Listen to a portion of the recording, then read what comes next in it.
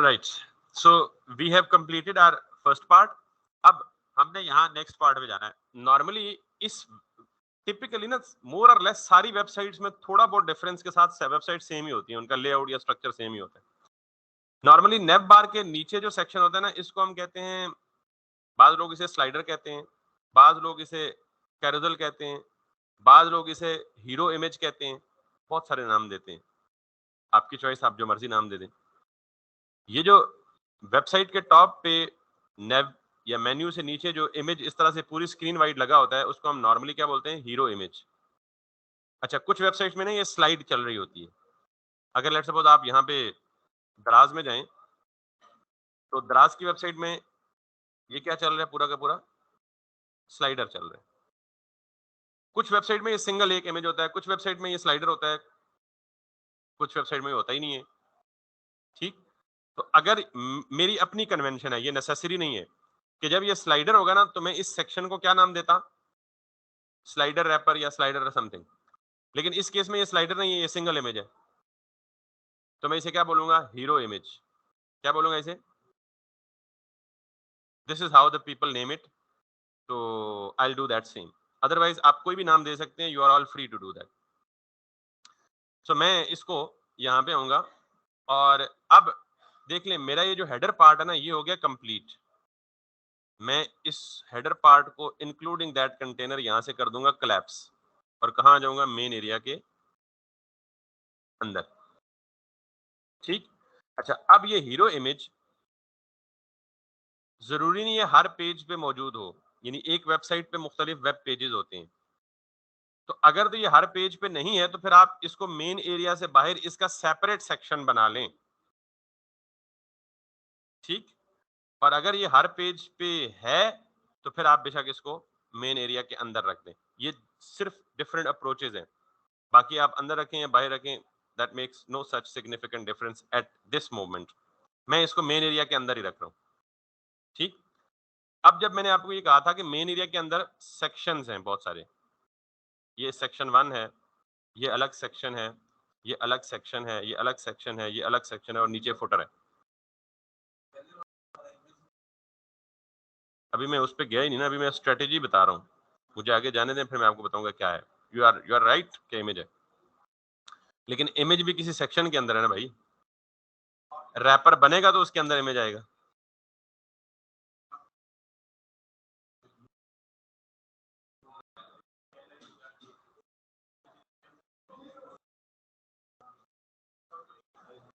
बिल्कुल. तब एक नहीं, क्लास नहीं देंगे ना. आप लेट सपोज एलआई और एलआई को एंकर और एंकर को इमेज, जैसे अभी मैंने टारगेट किया, तो वो जितने एलआईज के अंदर एंकर्स के अंदर इमेज होंगे, वो सबको टारगेट कर लेगा, सबको सेम से. अगर आपको डिफरेंट साइजेस देने हैं, तो फिर आप जाहिर है दूसरा तरीका अडॉप्ट करेंगे, एक ही क्लास दे देंगे. बिल्कुल. ये अगेन रन टाइम पे आपको पता चलेगा जब इमेजेस देंगे. तो जब ये जो मैंने अप्रोच की है, इस केस में नेव बार के अंदर, एलआई के अंदर, एंकर के अंदर जितने इमेजेस आएंगे, ये सबको सेम साइज दे देगा. तो अगर आपको ये नहीं चाहिए, तो फिर आप क्लास दे दें. अच्छा, ये मैंने नाम देने का तरीका बताया कि इसको हम नॉर्मली क्या कहते हैं? हीरो इमेज, जो स्क्रीन वाइड इमेज टॉप पे होता है वेबसाइट के. तो मैं यहाँ पे क्या लिखूंगा? एक क्लास बनाऊंगा, हीरो इमेज रैपर. अच्छा, चूंकि मैंने ये कहा है कि आप हर काम करने के लिए एक रैपर या एक पेरेंट खुद बना लें, तो अभी मैंने हीरो इमेज देना था स्क्रीन वाइड और उसके ऊपर टेक्स्ट लिखना था, तो मैंने खुद उसको पहले उसका एक रैपर बना लिया, एक डिव बना ली, उसको क्या नाम दे दिया? Hero image. इसके अंदर आप एक इमेज लिख दें. अच्छा, जैसे इन्होंने बोला कि ये तो सारा इमेज शो हो रहा है, ही इज एब्सोल्युटली राइट. जब आपको किसी भी वेबसाइट के ऊपर स्क्रीन वाइड इमेज देना हो, यानी ऐसा इमेज जिसने फुल स्क्रीन को ऑक्यूपाई किया हो, कैन यू सी दिस? ये पूरा का पूरा इमेज है और उसके ऊपर टेक्स्ट आया हुआ है. तो जब स्क्रीन वाइड इमेज देना हो, तो उसकी जो रेजोल्यूशन होनी चाहिए, वो होनी चाहिए 1920 बाय एनीथिंग. यानी उसकी विड्थ हमेशा कितनी होनी चाहिए? 1920 पिक्सल. क्योंकि अगर आपको पता है, अगर आप यूट्यूब वगैरह पे अभी थंबनेल वगैरह अपलोड करते हैं, तो आपको पता है एचडी क्या होता है, फुल एचडी क्या होता है, 4K 2K क्या होता है, 4K क्या होता है. ये डिफरेंट रेजोल्यूशंस है डिफरेंट स्क्रीन साइजेस के मुताबिक. तो जो फुल एचडी होता है उसकी विड्थ कितनी होती है 1920। तो हम जो स्क्रीन वाइड इमेज रखेंगे, हम कोशिश करते हैं कि हम किस स्क्रीन को टारगेट करें, 19 यानी फुल एचडी स्क्रीन को टारगेट करें। तो इसलिए मुझे ये इमेज चाहिए, और ये इमेज मुझे, एक तरीका तो यह है कि यहीं से राइट क्लिक करके सेव कर लें इमेज को। तो देख लें इसने कितनी विड्थ दी हुई है, 1920 बाय 600। अगर आपको ये इमेज नहीं लगाना, कोई और लगाना है, तो फिर आप वो इमेज वो ढूंढेंगे जिसकी विड्थ कितनी होनी चाहिए, और 600। हाइट अपनी मर्जी से वेरी कर सकते हैं, क्योंकि हाइट इस वेबसाइट पे इतनी है, किसी वेबसाइट पे इससे कम हाइट वाले स्लाइडर होते हैं, किसी को उससे कम वाले। Width should always be 1920। अब आप सवाल ये करेंगे जी 1920 वाला इमेज कहां से लाएं और कैसे लाएं? आपको तो फोटोशॉप नहीं आती या इलस्ट्रेटर नहीं आती। अगर तो आपको फोटोशॉप या इलस्ट्रेटर आती है तो आप खुद इमेज एडिट कर लेते हैं, लेकिन सपोज करता हूं कि मुझे नहीं आती और आपको भी नहीं आती, तो फिर कहां से लाएं? अभी मैं इसको सेव कर लूं फिर बताता हूं। अच्छा ये देखें, इसने क्या लिखा हुआ है, हाईलाइट हीरो विंडोज। अब इसने नाम कैसे दिया हुआ है? क्योंकि ये टॉप पे है और ये किसी चीज को हाईलाइट करना चाह रहा है, प्रोमिनेंट करके दिखाना चाह रहा है। तो उसने नाम क्या दिया, हाईलाइट हीरो। किसका हीरो? विंडोज का। तो जो नाम नाम देने की कन्वेंशंस मैं यूज करता हूं, तो मैं नॉर्मली किसी न किसी प्रोफेशनल्स को कॉपी करता हूं। इसका मतलब ये है कि मैं प्रोफेशनल्स के करीब तरीन हूं नेमिंग के मामले में। यही आपको समझा रहा हूं कि आपने भी क्या करना है, कॉपी करने में। हम क्या करते हैं, अपने से ऊपर वालों की कॉपी करते हैं, गॉट इट? और आपने हमारी कॉपी करनी है, सेम सीखना है। तो मैं इस पूरे को, ये सारे नाम को काट के इसको क्या नाम दे दूंगा, मैं भी इसको नाम दे दूंगा होम, क्योंकि ये होम पेज पे शो हो रहा है। और होम पेज के किस सेक्शन पे शो हो रहा है, हीरो। दैट्स इट, इतना नाम काफी है। इसे सेव कहां करूंगा, अपने प्रोजेक्ट के अंदर, इमेजेस के फोल्डर के अंदर। Make sense? अब वापस आता हूं यहां पे, और मुझे इमेज का टैग तो मैं ऑलरेडी इस्तेमाल कर चुका हूं। इस इमेज को मैंने पाथ देना है। करंट फोल्डर में जाओ, इमेजेस के फोल्डर में जाओ, और होम हीरो डॉट जेपीजी को लगा दो इधर। अब यहां आगे मसाइल। वो मसाइल क्या आएंगे कि ये इमेज उनकी स्क्रीन पे तो फिट था, मेरी स्क्रीन से तो आउट चला गया। ये देख रहे हैं, इसने तो प्रॉब्लम क्रिएट कर दिया। पहले इस प्रॉब्लम की रीजन जाने, हुआ क्यों। मेरी इस वक्त स्क्रीन की रेजोल्यूशन क्या है,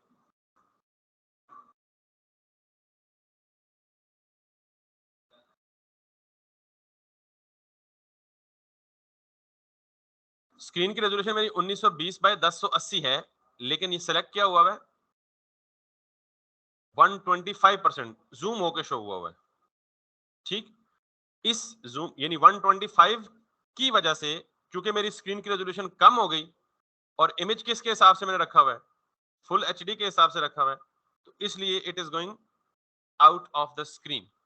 क्योंकि 125% में मेरी स्क्रीन फुल एचडी नहीं है, 1920 और जूम 100% में मेरी स्क्रीन क्या होगी, फुल एचडी होगी।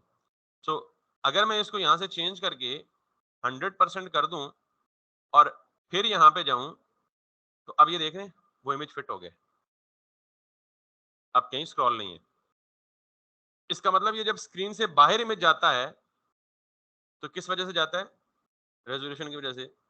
अब आपका सवाल ये है कि आपके पास वो सिस्टम है जो फुल एचडी है ही नहीं, जो 1920 को सपोर्ट ही नहीं करता, जिसकी मैक्स रेजोल्यूशन है ही 1600 या 1400, तो वहां तो ये स्क्रीन इमेज बाहर चला जाएगा, और होगा, ऐसा होगा। तो उसका तरीका बताता हूं मैं आपको। मैं इसकी रेजोल्यूशन वापस जाके चेंज कर देता हूं जो पहले थी।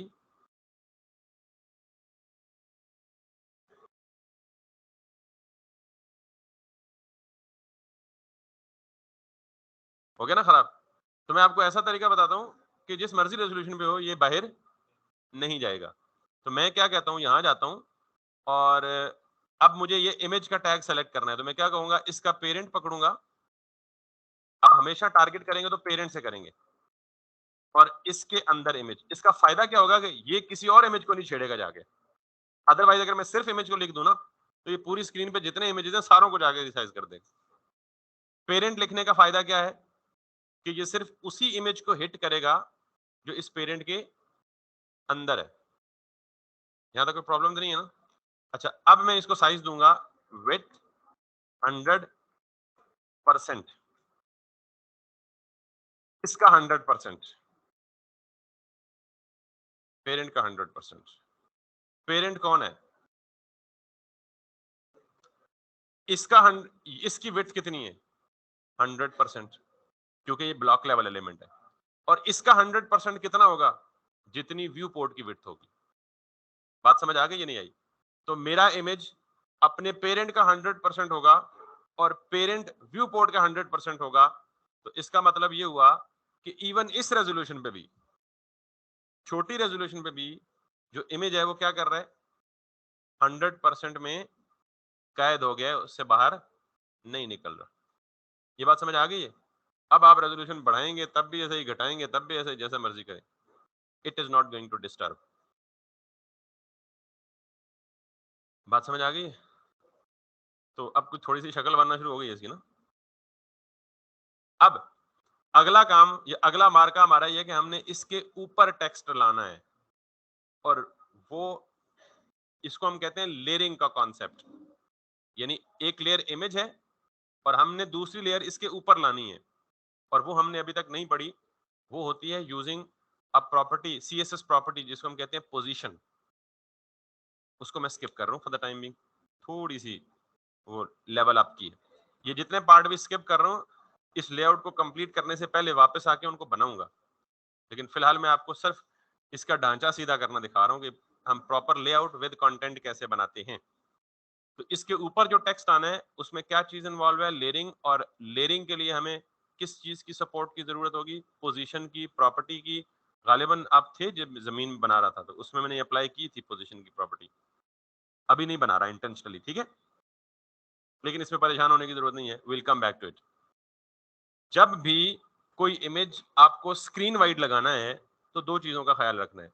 पहली चीज, इमेज की चॉइस, उसकी विड्थ जो है दैट शुड बी 1920। और दूसरी चीज, जब वो इमेज लगा दें तो उसकी विड्थ को क्या कर दें? 100%, ताकि वो डिफरेंट रेजोल्यूशंस पे डिस्टर्ब ना हो। यहां तक बात समझ आ गई है? अब हम चलते हैं जी अगले सेक्शन में, और अगला सेक्शन हमारा कौन सा है? अब नॉर्मली इस तरह की जब चीज हो ना, इमेज, हेडिंग, डिस्क्रिप्शन और बटन्स, तो इनको हम नॉर्मली कार्ड्स बोलते हैं। क्या बोलते हैं?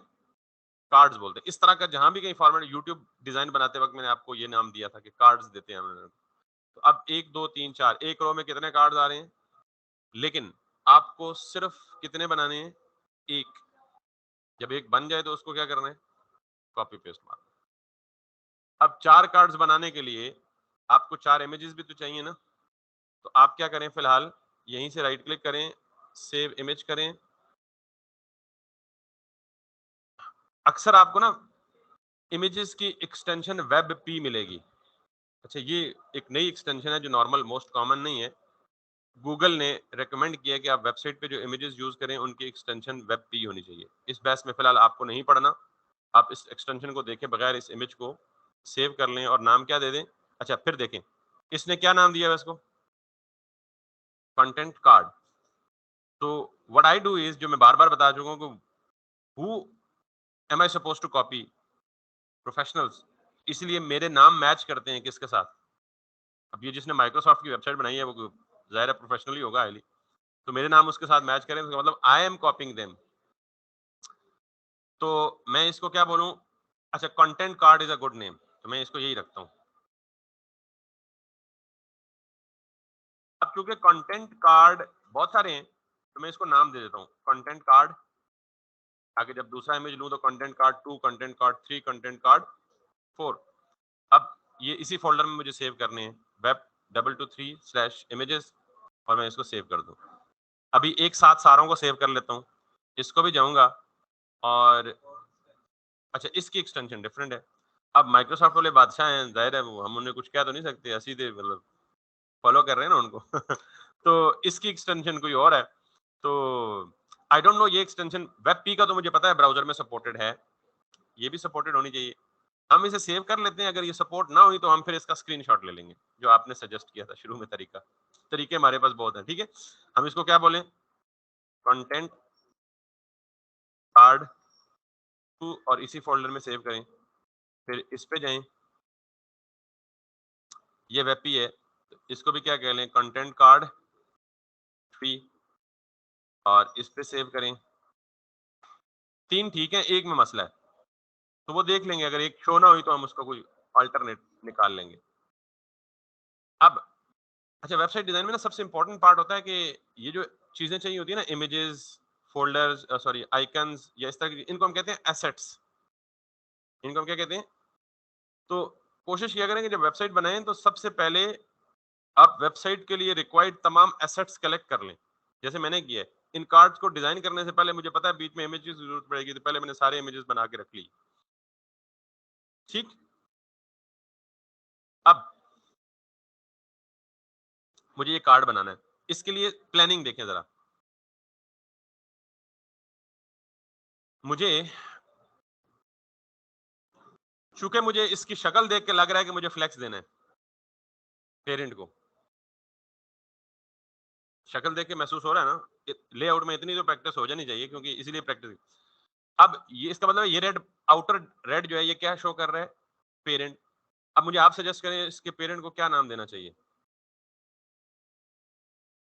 कंटेंट कार्ड रैपर एक नाम ठीक है, और सिर्फ कार्ड रैपर ये भी ठीक है, और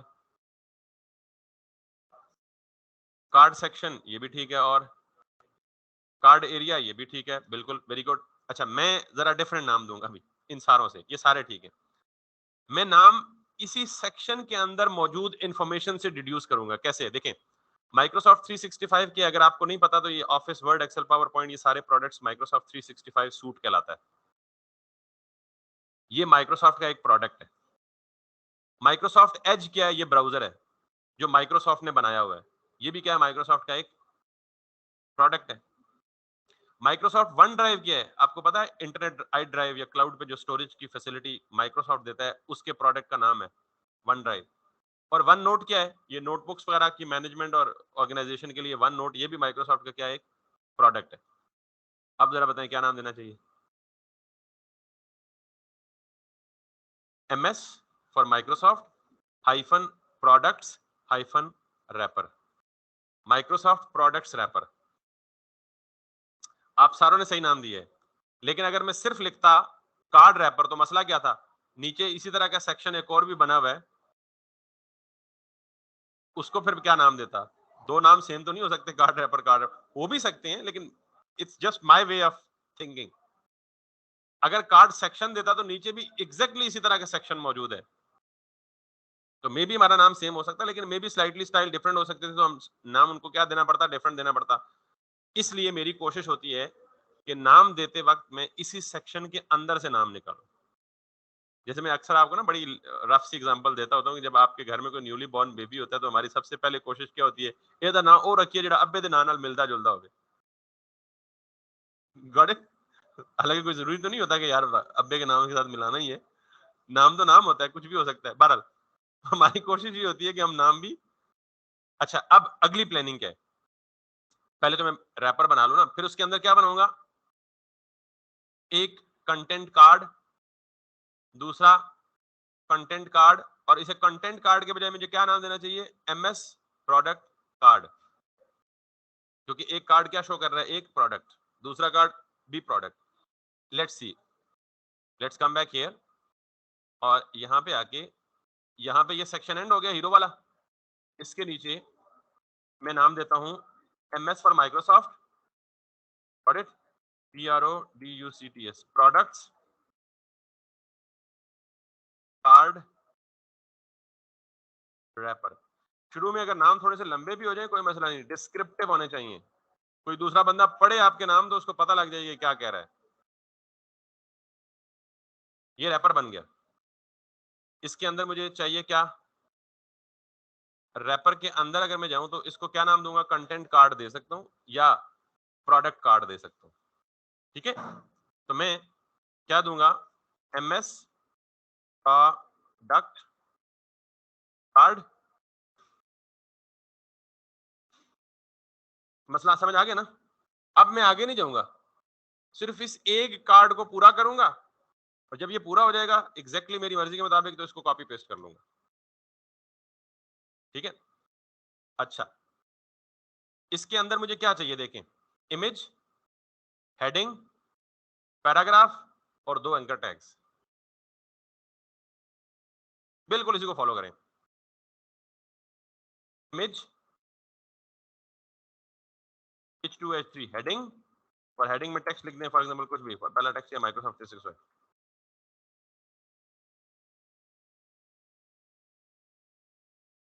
हेडिंग के बाद पैराग्राफ और टेक्स्ट यही लिख लें ताकि हम थोड़ा सा मैच कर लें। हेडिंग के बाद पैराग्राफ और पैराग्राफ के बाद 2 एंकर टैग्स।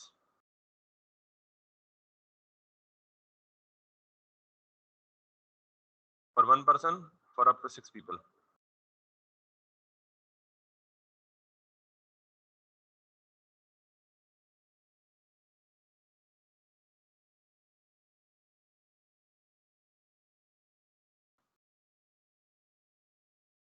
मैंने कोई स्टाइलिंग नहीं दी, सिर्फ लिखा। ठीक, अब अगली प्लानिंग देखिएगा। टोटल कितने कार्ड चाहिए एक लाइन में? 4। तो क्या तरतीब होनी चाहिए? नहीं, ये तो मैंने बता दी ना। 4 पूरे करने के लिए एक की विड्थ कितनी होनी चाहिए? ओवरऑल पूरे इसकी व्यू पोर्ट की विड्थ 100% है। 100% को 4 पे डिवाइड करें, कितना बनता है? 25%। इसका मतलब ये है कि इस कार्ड को, इस वाले को मुझे विड्थ कितनी देनी है? 25%। Let's see. ये वाला सेक्शन अगर आपको 6 दफा वीडियो रिपीट करके देखना पड़े ना, कि देखिएगा इस सेक्शन में बहुत ज्यादा लर्निंग है और यही अप्रोचेस बहुत ज्यादा जगहों पे इस्तेमाल होगी। बेशक 6 दफा क्या 10 दफा वीडियो रिपीट करके देखनी पड़े, देखिएगा। विड्थ मैंने दे दी 25%, ये आ गया 25% पे। ठीक, अब मैंने इसके ऊपर इमेज लगाना है, तो इमेज मैंने खाली टैग छोड़ा हुआ है। यहाँ जाऊंगा, इमेजेस में जाऊंगा और कंटेंट कार्ड 1 पे जाऊंगा। ठीक, कुछ शक्ल बनी, इमेज, हेडिंग, पैराग्राफ, बटन। अब बाकी सफाई बाद में करूंगा, पहले इसको रेप्लिकेट कर लूं कितने में? 4 में। यहां से इसको, ये देखें प्रॉपर इंडेंटेशन हुई हुई है ना, तो आपको खुद पता लग रहा है। बहुत ज्यादा एक्स्ट्रा और अननेसेसरी स्पेसेस से भी अवॉइड करें, लाइन ब्रेक से भी अवॉइड करें, ताकि आप कंफ्यूज ना हो। मैं इस पर क्लिक कर रहा हूं तो मुझे खुद बहुत बता रहा है टैग एंड कहां पे हो रहा है। मैंने इस पूरे को कॉपी किया, कंट्रोल सी से नीचे आया और पेस्ट किया। अभी बार बार ना करें, सिर्फ 2 को करके देखें कि 2 का क्या बिहेवियर है। ये 2 आमने सामने नहीं आएंगे। This is what I was expecting, क्योंकि मैंने अभी पेरेंट को छेड़ा नहीं है। अब तीसरा भी कर लें पेस्ट। ये तीनों आमने सामने, आपने जो आज काम किया उसमें यही काम हो रहा है। जरा इसको गौर से देखिए, ये तीनों ऊपर नीचे आ रहे हैं। आपके भी सारे सर्विस के बॉक्सेस ऊपर नीचे आ रहे थे। और फिर चौथा भी पेस्ट कर लें। ये चारों क्या कर रहे हैं? ऊपर नीचे आ रहे हैं। This time this cards are more effective because they are having the contents in them. अब इनको आमने सामने लाना है, तो बच्चों को तो छेड़ना ही नहीं है, अब्बा हुजूर को जहमत देनी है। ठीक है, पेरेंट को जाके कॉपी करें और ये चाइल्ड है, इससे ऊपर जाके पेरेंट को यहाँ पे पेस्ट करें और इसको कहें सिर्फ डिस्प्ले टेक्स्ट। Got it? अब ये जो पहले 2 बातें हैं। एक बात तो ये है कि माइक्रोसॉफ्ट की वेबसाइट पे ये फुल स्क्रीन पे नहीं है। ये फुल स्क्रीन पे, तो ये लेफ्ट पे भी स्पेस है, राइट पे भी स्पेस है, तो क्या करना चाहिए पहले तो ये बताएं। Yes, that's great.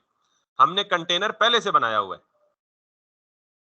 हमने कंटेनर पहले से बनाया हुआ है। हम क्या करेंगे, यहां आके इस पूरे, अच्छा याद रखिएगा, कंटेनर हम इसके अंदर रखेंगे तो ये डिस्टर्ब हो जाएगा, क्योंकि पेरेंट फ्लेक्स के पेरेंट चाइल्ड के बीच में कोई तीसरी डिव नहीं होनी चाहिए। हम इस पूरे के पूरे सेक्शन को कट करेंगे और इसको रैप कर देंगे किसके अंदर,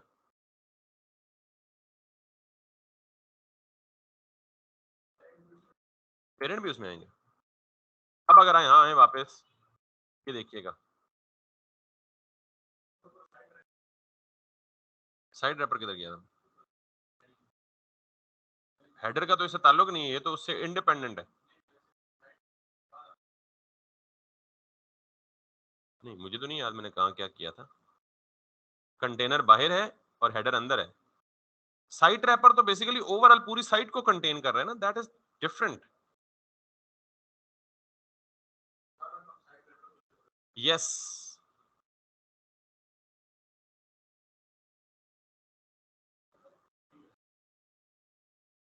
मसला तो नहीं है ना, और इसमें भी कोई मसला नहीं है कि मैंने पहले ये फुल स्क्रीन पे शो हो रहा था, मुझे लेफ्ट राइट से स्पेसेस चाहिए थी, मैंने कहा ठीक है।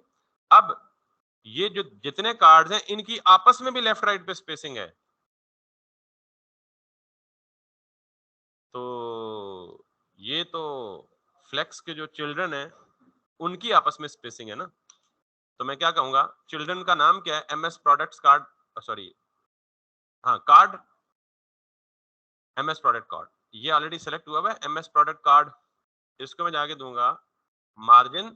अब मुझे टॉप बॉटम से मार्जिन नहीं चाहिए, सिर्फ लेफ्ट और राइट से चाहिए, ऐसे ही है ना। तो टॉप बॉटम से 0, आपको कहना मार्जिन के साथ दो प्रॉपर्टीज हो, तो पहली का मतलब क्या होता है, टॉप और बॉटम, दूसरी का मतलब क्या होता है, लेफ्ट और राइट। हर एक कार्ड अपने लेफ्ट से और अपने राइट से मार्जिन लेगा या उसे लेना चाहिए, जो कि सरप्राइजिंगली नहीं ले रहा। ठीक है, let's see what is the problem in it.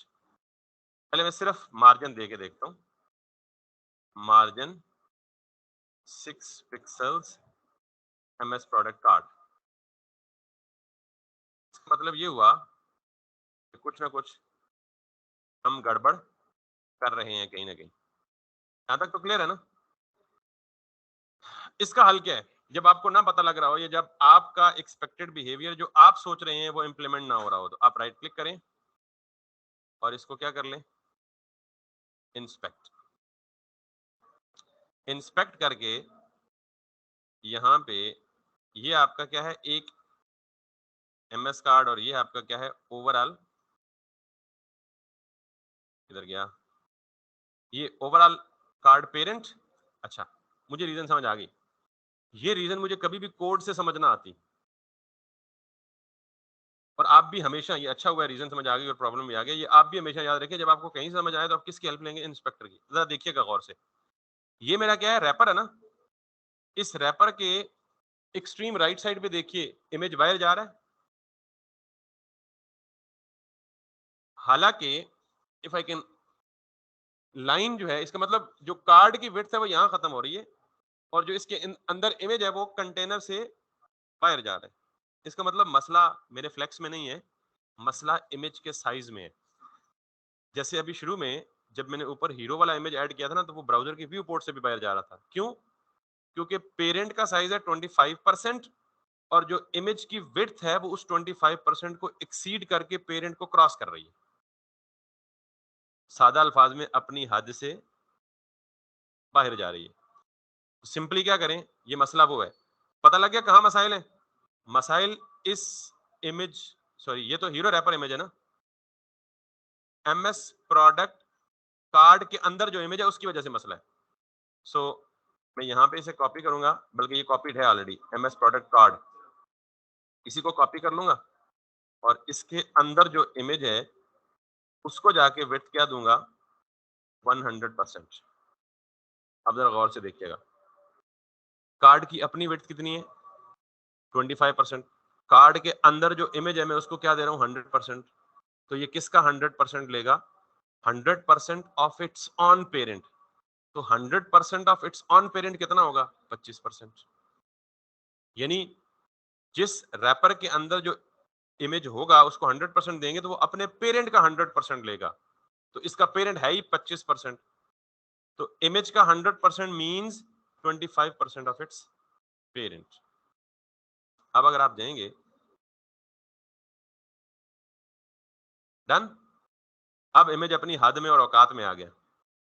अब अगर आप इसको वही चाइल्ड में जाके मार्जिन देंगे, that margin is going to be like 25 pixels, so it will take this margin। ये पहले भी ले रहा था, लेकिन चूंकि हर इमेज अपने पेरेंट को चीर फाड़ के बाहर निकल रहा था, तो हमें वो फील नहीं हो रहा था, क्योंकि पिछला इमेज अगले को पुश कर रहा था, अगला अगले को पुश कर रहा था, वो उन एक दूसरे के बैक पे जा रहा था।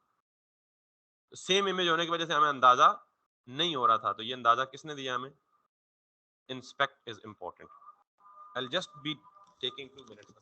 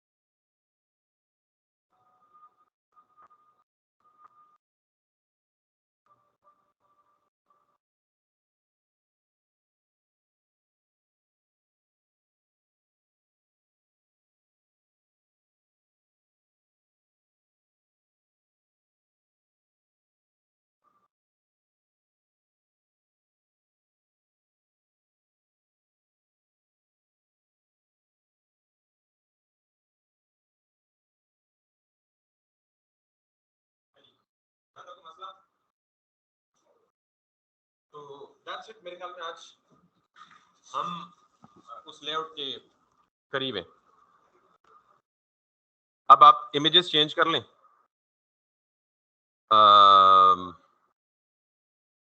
यहां जाएं, इसमें 1 था, इसमें क्या कर दें 2, इसमें क्या कर दें 3, और इसमें क्या कर दें 4, कंट्रोल एस। और ये हमें पता था मस्ती करेगा। हाँ, एक्सटेंशन डिफरेंट है, पहले देख लेते हैं वो एक्सटेंशन सपोर्ट कर रही है, ये नहीं कर रही। ये और ये AVIF। so let's see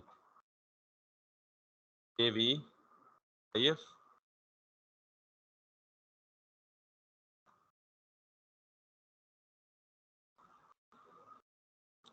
ठीक, so that's pretty much like that।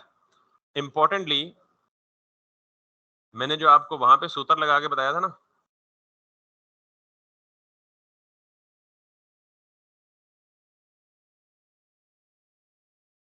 किधर गया साडा?